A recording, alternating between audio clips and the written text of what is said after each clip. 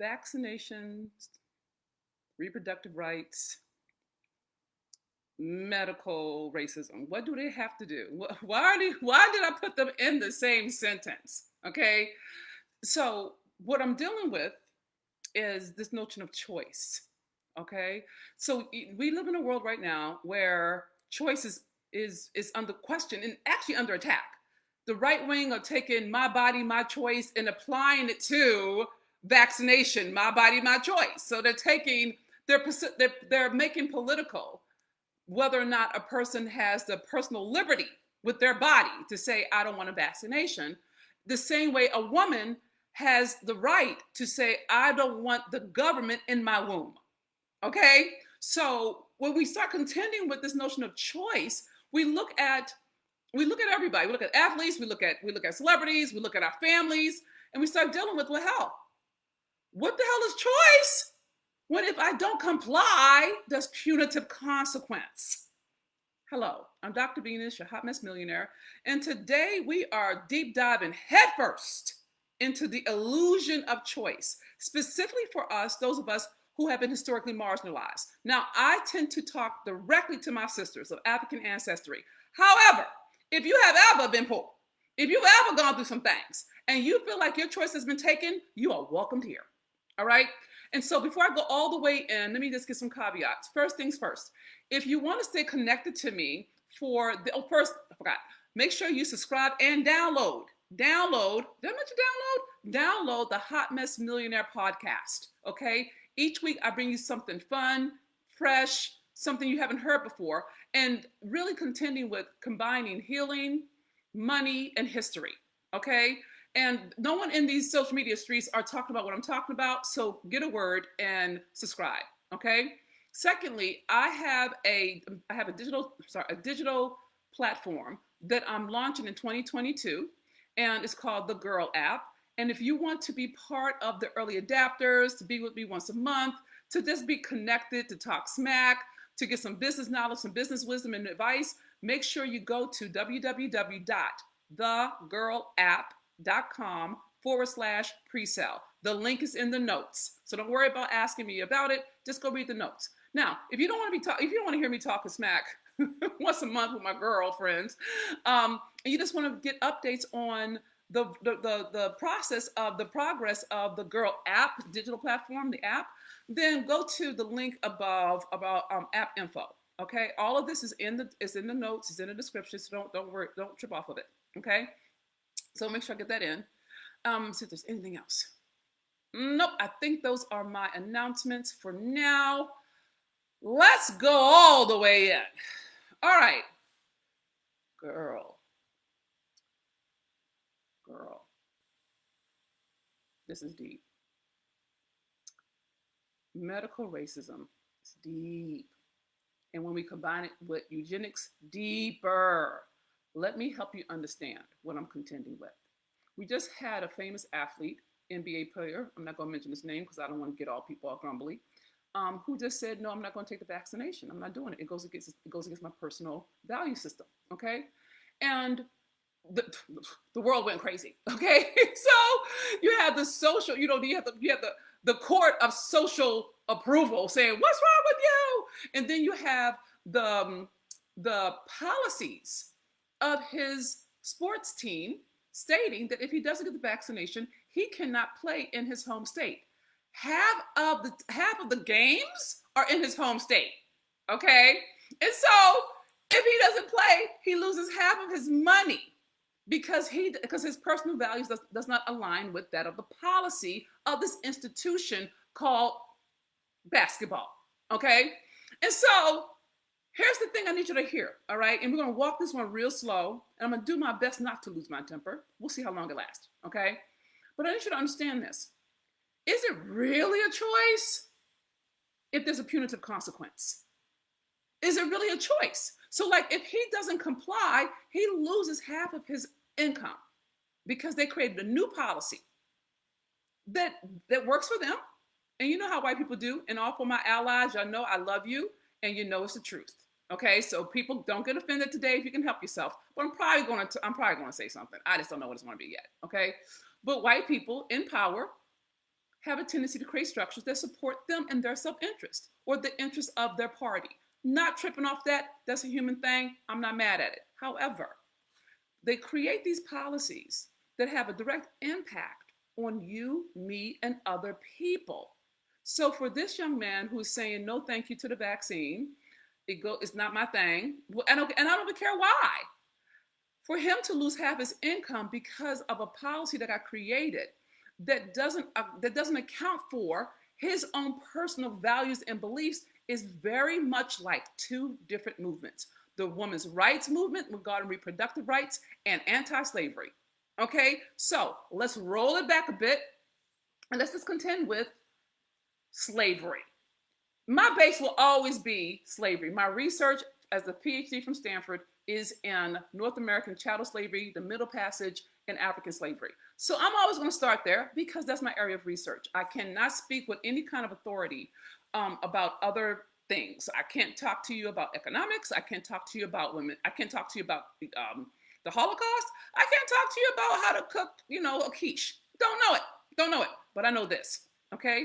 And so when we deal with slavery, North American chattel slavery, what we're contending with is this whole notion of abating death by acquiescing, meaning you don't have to pick cotton, but if you don't, I'm going to whip you to death. No, you don't have to cut cane. If you don't, I'm going to sell your daughter.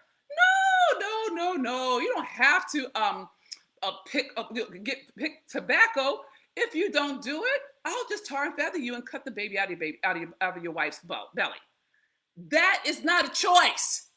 Okay, so then check this out. Now, a parallel to slavery, now parallel to reproductive rights. Okay, so girl, I got some resources in here. You need to read them because you need to get educated about the world you live in if you want to make your paper.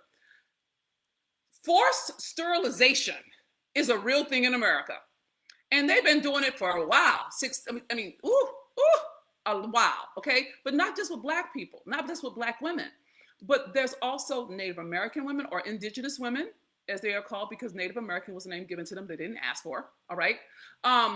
Poor women, poor white women, okay, Latino women, and some of it's still going on today in terms of being able to create a master race. Eugenics, I got an article in there for you about this as well. You need to read it.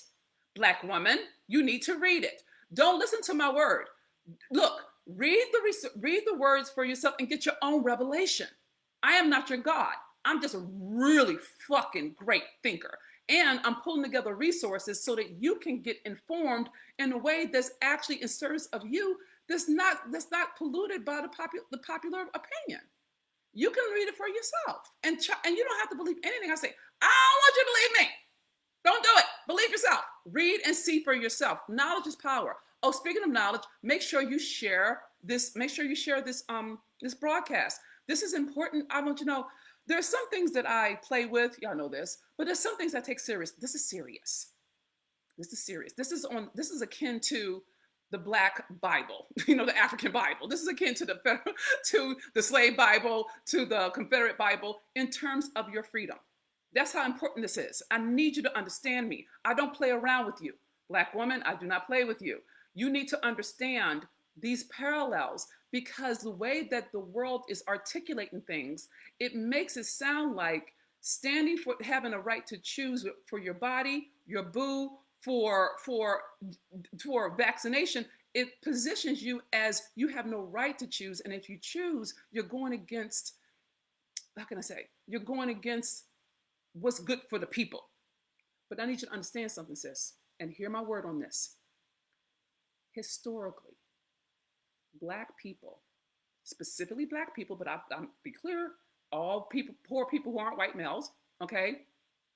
Women of all races in this country, and I'm not talking about the world because I'm going to do my country, all right? Black women specifically, they have taken our bodies, even our dead bodies, and used them for science.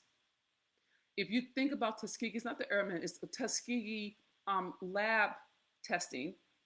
They tested Black men for syphilis without their consent. Okay? They let them be sick. They let them die for research. Okay? Henrietta, oh, come on, God. Let me get no, actually, let me just read it to you. I don't want to play with this. I need y'all to hear this. So I'm going to read a long passage. Take your notes. Someone scribe for me, all right? But I need y'all to hear this because I don't know if we don't ever talk about this. We just live at the effect of this. Come on, B, don't go there. Come back. So let me read this to you, okay? This is from the Lancet. It's a journal, okay? It's a medical journal, okay?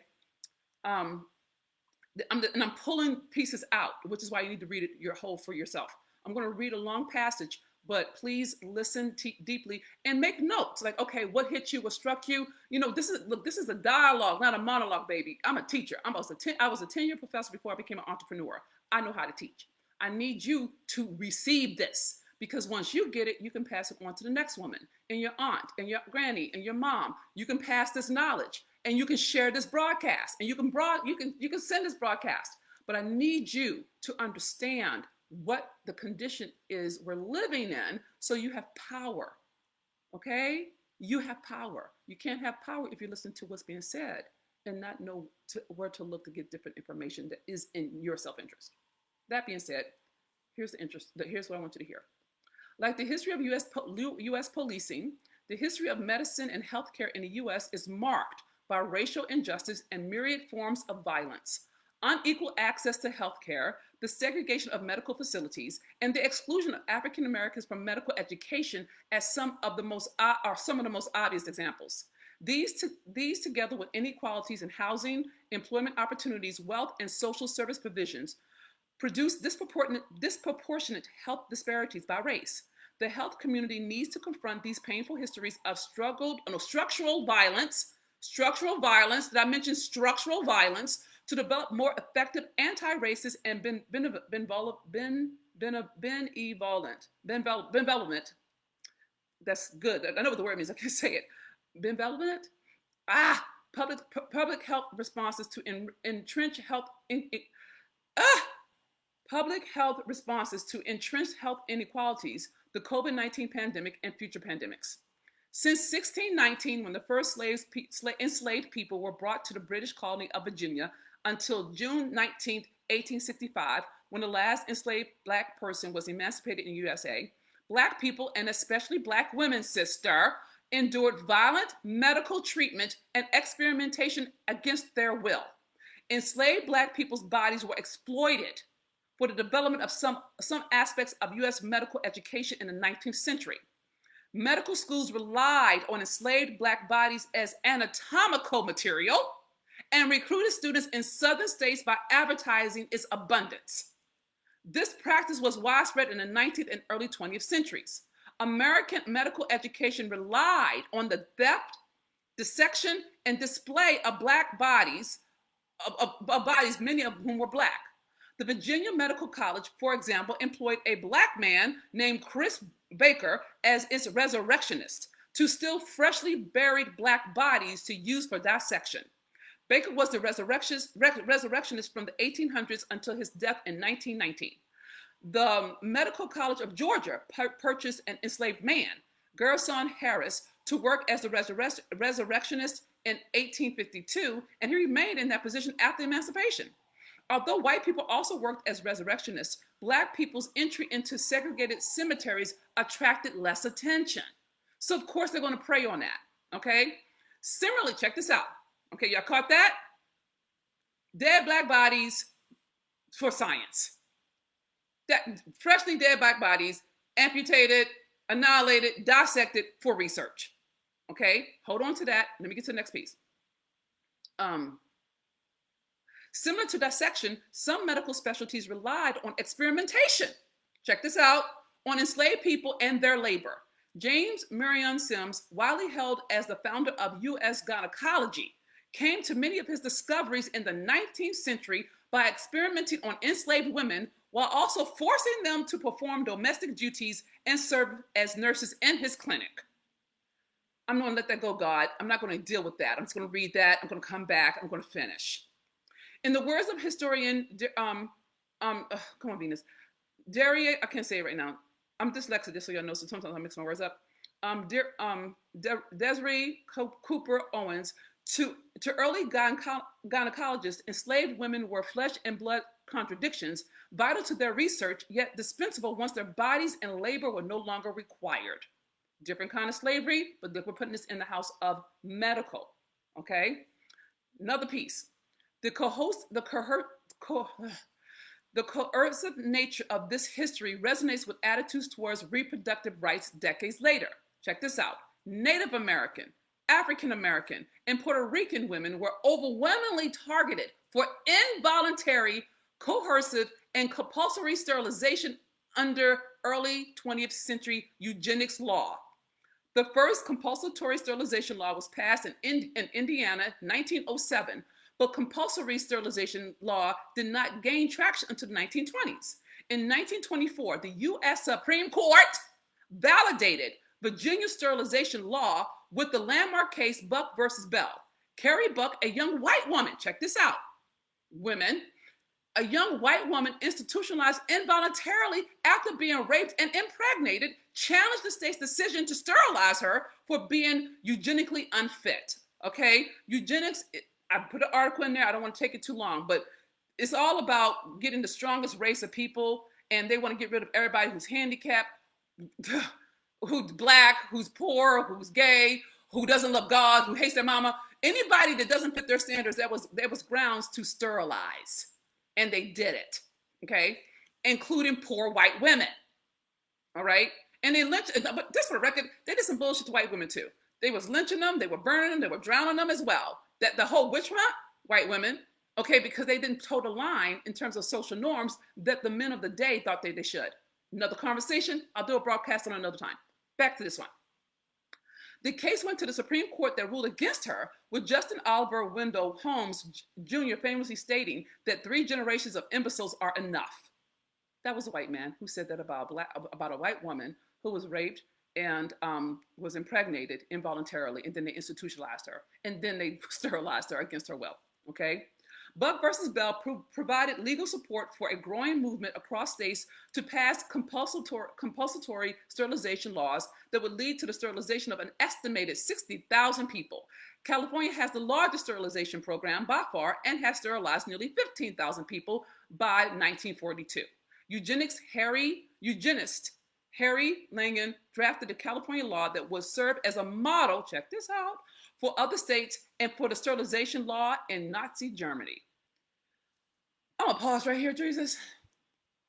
Okay, God, help me. So I'm gonna go back in a moment. Let me just breathe through this shit, all right?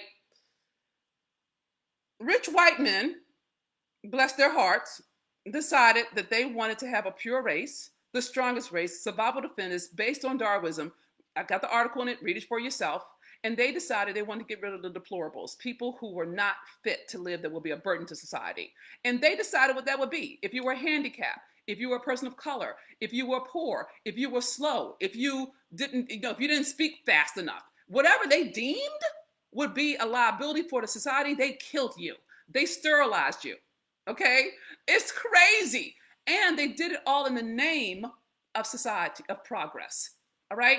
And so that particular idea, that ideology, the basis of eugenics is what Hitler took. And he took it all the way in. He took it all the way. The Holocaust is rooted in white supremacy from the fucking South. Be very clear. Make sure please share this, because you need to understand that no hurt is higher than another. There's no hierarchy to pain. But I want you to be very clear that the basis of it is rooted in white supremacy in the South. And the reach of it has been staggering.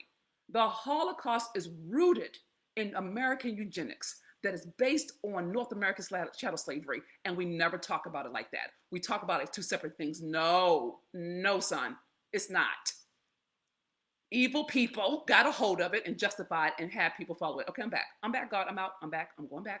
I'm breathing through it. Just had to put a call in for my brothers and sisters who are Jewish. I love you, and I'm sorry you had to go through that. The states of North Carolina and Virginia were sterilized roughly, God. The states of North Carolina and Virginia each sterilized roughly 8,000 people. Compulsory sterilization laws targeted poor, disabled, and institutionalized people, and were disproportionately weaponized against people of color. For example, you don't need that's enough. Even as the states began to repeal compulsory sterilization laws in the 60s and 70s, sterilization abuse continued. Dorothy Roberts has shown in Killing the Black Body that some Black women were sterilized without their knowledge or consent into the 70s and 80s. Check this out. Additionally, thousands of Native American women were subjected to involuntary sterilization by the Indian Health Service in the 1960s and 70s, causing a deep psychological and cultural harm to the women, their families, and their communities, and that is very real. And they're still reeling from that to this day. Sterilization abuse continued for incarcerated women.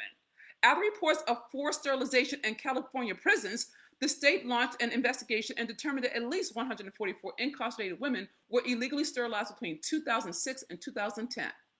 Okay, of those sterilized, 24% were Black women, 37% were Latina women. Although reversed in 2017, y'all, that was only 17, 18, 19, 20, that was only 4 or 5 years ago.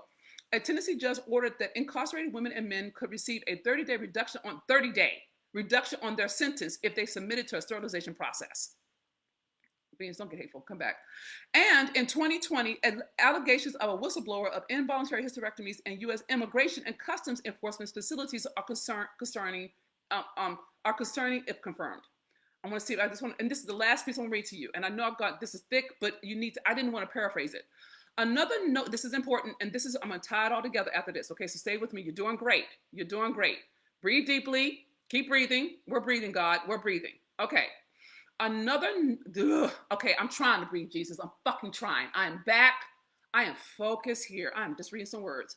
Another notable violation of medical ethics was the infamous use of public service Tuskegee study of untreated syphilis in a Negro male.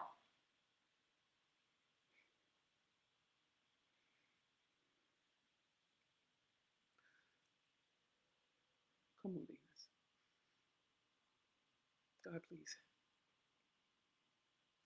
A 40-year study that began in 1932 and involved hundreds of Black men without their informed consent. Most of the men who took part in the study were poor sharecroppers from Macon County, Alabama, who labored for white farmers under a system of debt peonage. Debt peonage is the same system we use for the prison system. I'll do a broadcast on that another day. Treatments for syphilis, notably penicillin, which became available in 1942, were withheld from these men who were told they were being treated for bad blood. The shocking revelation of the Tuskegee study in the 1970s has a direct impact on the development of medical ethics and regulations to protect human participants in research. And just to add insult to injury, we talked about Black men, let's talk about Black women, okay? The practice of involuntary medical experimentation continued to cast a long shadow on the medical community's relationship to Black Americans. Henrietta Lacks, 1920 through 1951, was a woman with cervical cancer whose HeLa, H-E-L-A cells contributed to advancing medical research in many areas, including immunology, oncology, and the development of the polio vaccine. Samples of Lacks' cancerous cells were taken during her treatment in the segregated ward of Johns Hopkins Hospital, and were experimented on, reproduced, and dissected without her knowledge or consent. Despite belated acknowledgement, financial compensation to her family has not been forthcoming. There's more. I'm going to stop there because that's about all I can deal with right now. That's about all I can handle. That's all I can do right there. But I want you to, and I read it to you because I need you to know this. I need you to know why some of us are not comfortable taking the vaccine. Why some of us don't trust medicine. And I want you to understand, it is a historical wound and it's valid. It's valid. And I know that the words Or, you can pollute somebody if you don't have a vaccination and you're not thinking about other people, you're thinking about yourself. Yes. Yes. And that is okay. And I'm confident I'm going to have some people who are going to be grumpy at me for this. I'm okay with that. I'll take the hit on this one. But if you are not a Black person who has dealt with the racism in hospitals, or that Black women don't get the same kind of painkillers because they think we can take pain, or that we have a higher death rate of our babies when we start because they don't tend to us, then do not question me. Do not question me about where I stand. And I honor whatever choice. I honor whatever choice you make. I really do. I honor whatever choice you make about the vaccination. Okay? And you have every right to that. But this is my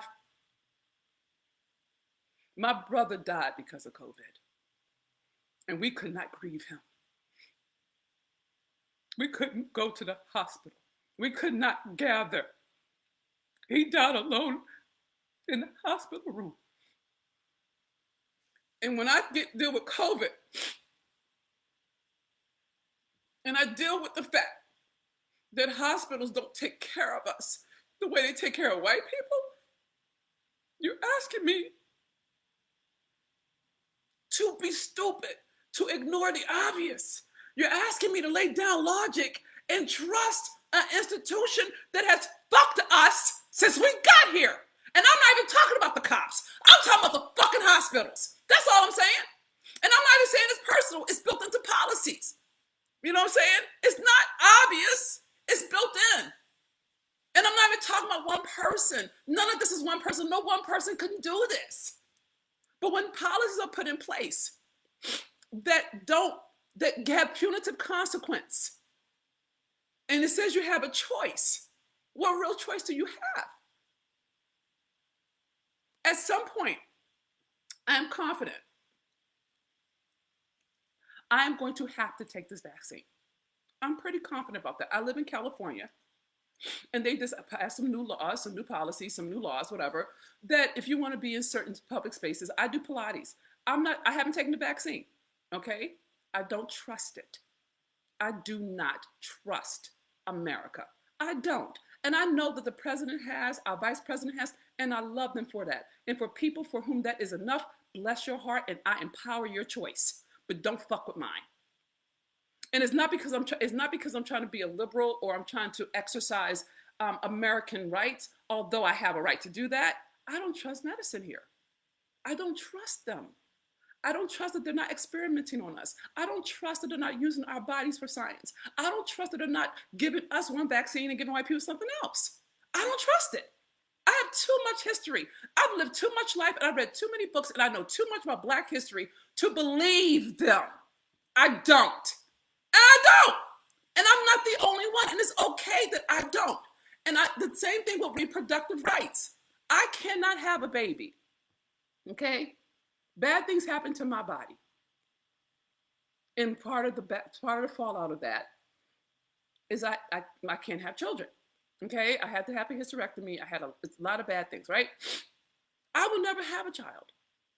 And my birth mother wanted to abort me, and she almost did, but my father kept me alive. Now, had he not kept me alive, I would not be here. So I'm not arguing for abortion or not abortion. I'm arguing for choice. There's a difference. There's a difference between choosing, saying I'm arguing for choice, that she has a choice. A woman has a right to her body. And patriarchy has trained society that we don't. And as far as I'm concerned, the vaccination and women's rights is still a lie in terms of choice. We ain't got a choice. If we had a choice, why are we fighting over this? How can I not say yes or no? And you're taking me, 85% of Texas can't say yes or no. That women cannot choose. Mississippi's doing some bullshit. The South is doing some stuff. All these states are doing different laws. And it's no different for me than a slave woman not being able to tell massa no.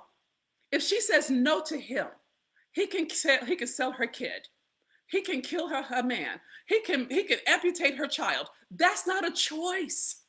Don't tell me it's a choice. If I can't choose not to have the vaccine and I can do Pilates for my own well-being, for my mental, for my physical, because I'm not willing to take that chance, at some point I will have to take the vaccine. Do you understand? It will be mandatory. And so there's no choice here. It's just a delayed punitive consequence. Because there is no choice. It's the illusion of choice. It wants to look like a choice. It wants to look fair. That is the way that supremacy works. That's the way extremism works. It wants to look like it gave you a shot. It wants to look like it helped you. It wants to look like, oh, you chose this. You brought it on yourself. That's the shit they wanted to look like, but there was never a choice. It's just structurally built in that at some point you will have to acquiesce. Or you lose something that you need, like half your paycheck. Oh, you have a choice? Well, you have a choice. Take the vaccine or lose half your money. And what if you have your life set up for your whole paycheck? And now you got to deal with expenses. And now you got to deal with costs. And you got to deal with childcare. But now you got half of your money. You have to live off half your money. Your expenses won't even carry half of that sometimes. But that's a choice? I got a choice. No, I ain't got a choice. That's a fucking lie. And I'm okay. Here's the thing. I'm clear. I live in America. I so understand that. I know the hypocrisy of America. And I love my country. I've served my country. I've been in the military. No, hear me when I tell you. I love America. And America's full of bullshit. All right? I understand the hypocrisy of it. I do. I don't have to agree with it to understand it, but I understand it, so I know what I'm dealing with. You should too. Okay? So I know at some point, my choice is going to be superseded by a policy. Watch. I won't have that choice. Not for a while. I think I got maybe a year on me before they find a way to make it mandatory for everybody. You see what I'm saying? And then, but, and God will, maybe God will heal me of my distrust. It's not impossible. It's not the vaccine I'm worried about. It's medical. I do not trust racism in the hospitals. I've seen too much. My sister I could talk, but my point is I need you to understand the basis of this particular conversation. Black people have been lab rats for medicine in America. We know that. And even if we cannot articulate it the way that I'm articulating it, and even if we can't talk about it the way that I'm talking about it, we can feel it. We can feel it when we walk in. We can feel it when they look at us and don't say hello. We can feel it when we get to the emergency room and they make us wait. We know what's going on. You don't have to say it for it to be real. We know discrimination when we feel it. It's not made up. There's data for it, and I'm not fighting y'all no more about this. I'm not fighting about proving this. It's just real. You don't have to believe me. I'm taking action to empower me. And my choice in this season is I'm not doing it.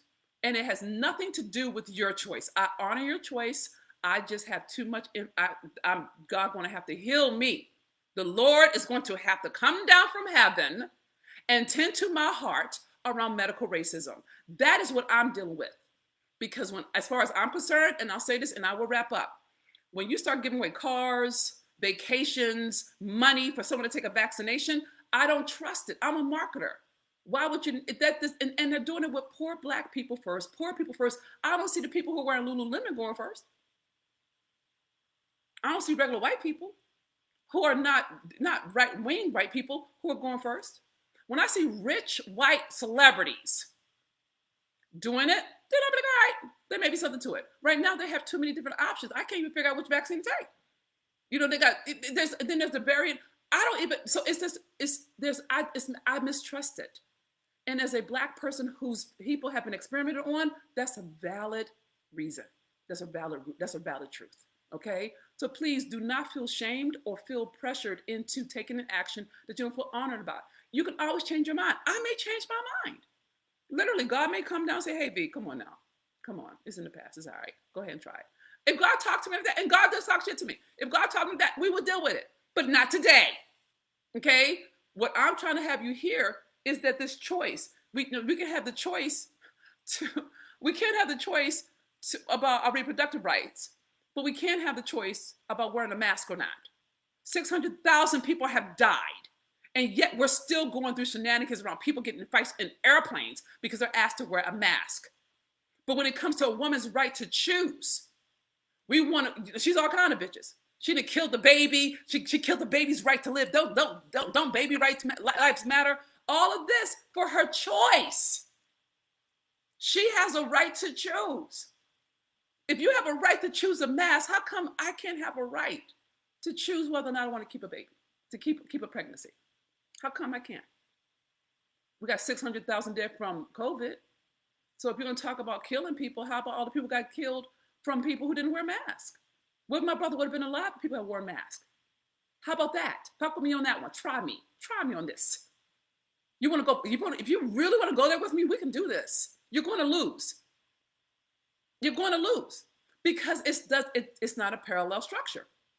If it's my body, my choice for reproductive rights, and then the right co-opt my body, my choice for vaccination or not, or mandated vaccination, what's the difference? How come you can have a choice with a mask, but I can't have a choice about my body? Both of them involve people dying. Help me understand choice. Help me understand that. And if you can't help me understand it, then sit down. Sit down. Don't say nothing to me about me. And don't curse me, try. Let it be. Okay, God, I'm falling back. I'm falling back. I'm falling back. I'm falling back, God. Jesus, I'm falling back. I'm falling back. Let's go take a breath together. A deep breath in through your nose. Exhale through your mouth. Deep breath through your nose. Exhale through your mouth. One more time. Deep breath in through your nose. Exhale through your mouth.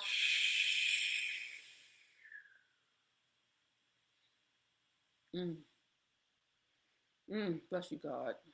Bless you, Lord. All right, sis, I love you. Thank you for staying with me. My prayer is that you're fed by this word, this life-giving word, this life-affirming word. If you were fed by it, please pay it forward, okay? I don't know what else to tell you to help you understand how important it is to know where we are, okay? And that you can speak back to the enemy when they say things to you. One of the things that motivates me in making sure I do the research to give us different kind of resources is so you get some language, you get some stats, you get some data, you get some dates, so that when they start talking smack, you can speak back without it being an indictment. You can stand your ground when you have knowledge, okay, that's unbiased. If you look at the reports that I've included or the articles or the videos, whatever, they're not swayed one way or the other. They're information from different resources. And I even have a right-wing piece in there today around my body, my choice. And that's intentional because you need to be able to read their stuff too. You need to be able to read both sides. You can't just read what you agree with. You got to read what you don't agree with sometimes, okay? That's a balanced argument. You need to know what they're thinking, how they're thinking, and what they're saying to each other. You need to understand that our ancestors understood that. When Black women were in the white and cleaning white people's house, we understood this. We learned them. Okay? And that's no shame to anybody, but I'm talking about structural things that are designed to keep you from thriving, my sweet. Okay? And if we listen to them, we will believe that we ain't shit, that we're lazy, we're trifling, we're stupid, that we brought it on ourselves, all the ugly stuff that's been told about us historically. And it's not the truth. It's not the truth of us. You are God wrapped in flesh. Girl, you are everything right about life. You're perfect. You're whole. You're complete. You are the righteousness of God. And because of the wounds, the historical wounds, the personal ones, all of them, you forgot that. Well, my job is to remind you of who the fuck you are. So we don't fuck with, they can't take your power if you know who you are. Okay? No matter what they say, they can't. And that's why you have to have your own money. I'm not going to get into it right now because I'm doing this, but you will win with me. I will not let you fall. Okay? I just got to get you educated. I got to get you empowered in your power. Okay? So that you can speak back to the enemy and you can stand firm in your conviction, no matter how many slings or arrows they throw. Your truth is valid. And I will walk through fire for you. And I will fight for you. Okay? And the way that I fight is with money. I'm not a lawyer, but I can teach you how to monetize. Okay? that I can do. But we got to heal. We got to heal enough to be able to move things as a strategy, not a reaction. And I react all the time, but I react first and I strategize second. I get it out and then I go crush some shit. Okay?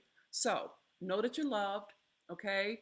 And for all my allies, I love you. Thank you for allowing me to talk shit about whiteness. I know you understand, and I love you for being with me and walking with me and pushing my word out. For all my brothers, I love you for covering me, for protecting me, for watching out for me, for speaking life over me. Thank you, thank you, thank you, thank you, thank you, thank you. I love you for that. Please know that I value you immensely. Okay? I know I speak directly to Black women, and I know I have women for all races who listen to my word.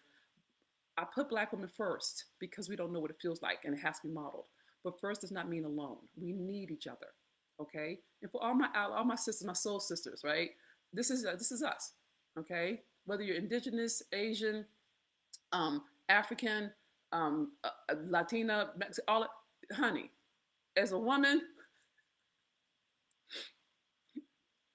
take a page. Take a page from the book, right? From my book.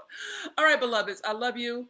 That's all I got for now. This is Dr. Venus, your hot mess millionaire. Please share this broadcast and remember this, my sweet sister in success.